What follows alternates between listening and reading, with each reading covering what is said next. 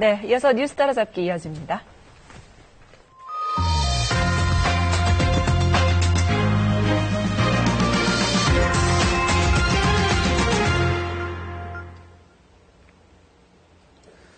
사회단체에 무려 3억 원을 내겠다며 나타난 기부천사가 있습니다. 단체 측에서는 당연히 뛸 듯이 기뻤을 텐데요. 그런데 이 여성, 내겠다는 돈은 내지 않고 시간을 끌더니 현금을 좀 빌려달라고 합니다. 여러분이라면 이 상황에서 어떻게 하시겠습니까? 단체 측 관계자들은 3억 원을 낼 기부자의 마음을 상하게 하지 않기 위해 돈을 빌려줍니다. 결과는 어땠을까요? 오늘 뉴스 따라잡기는 황당한 사기 사건을 따라가 봤습니다.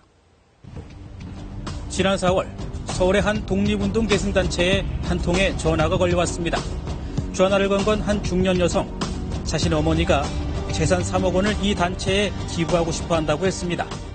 우리 어머니가 굉장히 많은 재산을 갖고 있는데 자기가 죽기 전에 의로운 일을 하고 죽고 싶다.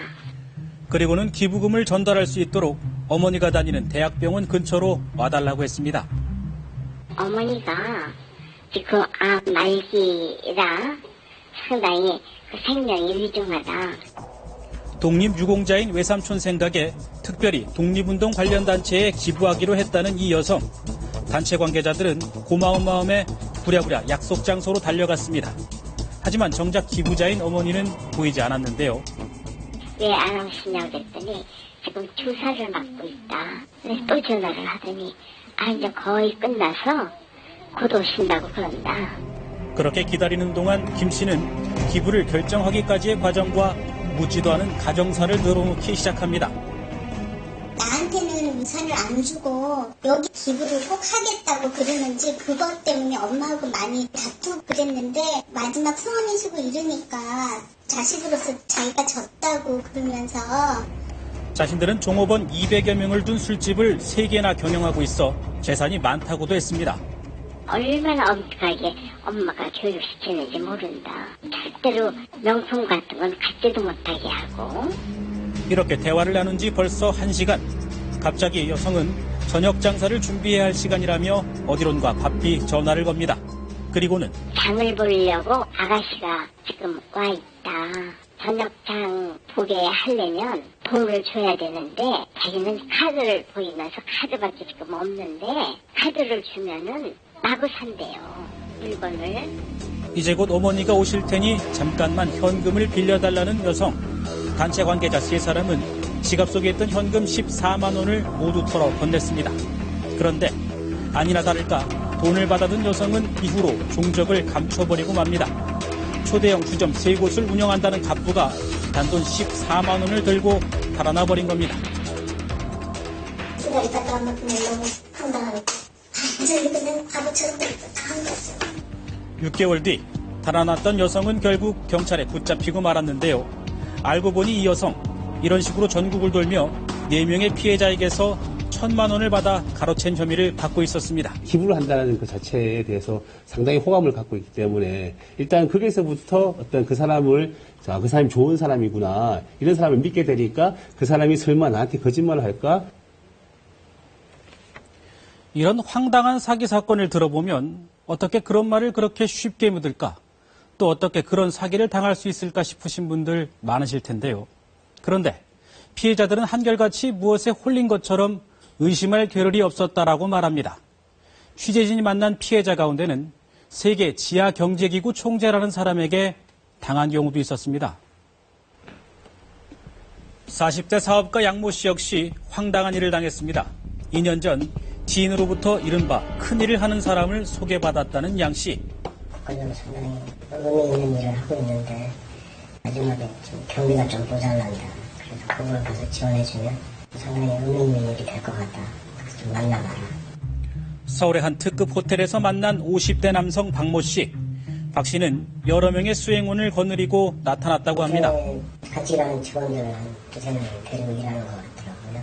그러면서 총재님 하면서 보여주는 서류나 이런 것들이 저희가 뭔가 무슨 처리에 대해 권한을 갖고 있는 사람인 것처럼 보였고요.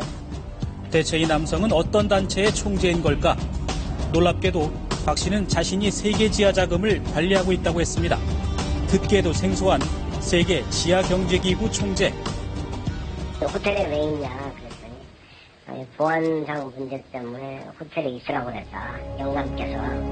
미심쩍은 표정의 양 씨에게 박 씨는 각종 해외 채권과 외화, 그리고 국제 기업들과의 계약서 등을 보여줍니다. 결국 양 씨는 박 씨에게 투자금 6천만 원을 건넸습니다. 그런데 자금을 수령하러 간 어르신이 런던에 가서 쓰러졌다. 이분이 일어나서 회복돼서 들어오면 돈을 갖고 들어오신다. 차일피일 변명만 늘어놓던 박 씨. 나중에 나의 소식마저 끊겼습니다. 어르신이 마지막 자금 처리하라고 지하 벙커에 들어오라고 해서 지하 벙커에 들어간다. 일주일 동안에 연락이 안 될 거다. 행방이 묘연해진 박 씨가 붙잡힌 곳은 서울의 또 다른 고급 호텔이었습니다. 지금 보시는 건 검거 당시의 영상인데요. 경찰의 급습에도 전혀 당황하지 않는 모습입니다.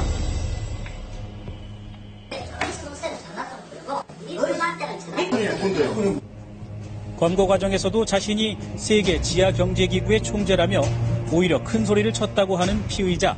자기 윗 어른한테 내가 전화를 해서 당신들을 이제 혼내주겠다는 식으로 저희한테도 겁을 줬고요.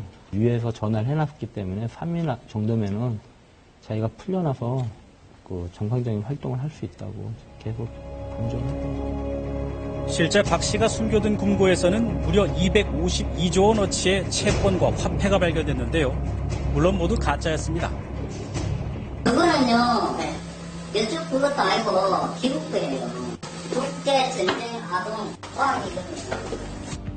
경찰 조사 결과 박 씨는 지난 2012년부터 이런 식으로 3명의 피해자에게 모두 12억여 원을 가로챈 혐의를 받고 있습니다. 그 사람들한테 점점 세뇌된다 그럴까? 그러면서 이제 그걸 하면 믿음이 이제 생기는 겁니다. 그리고 이 사람들이 자꾸 믿음을 주고 어떤 물적인 증거물 같은 걸 보여주니까 사람들이 황당하다고 생각을 하면서도 이제 또 믿게 되고.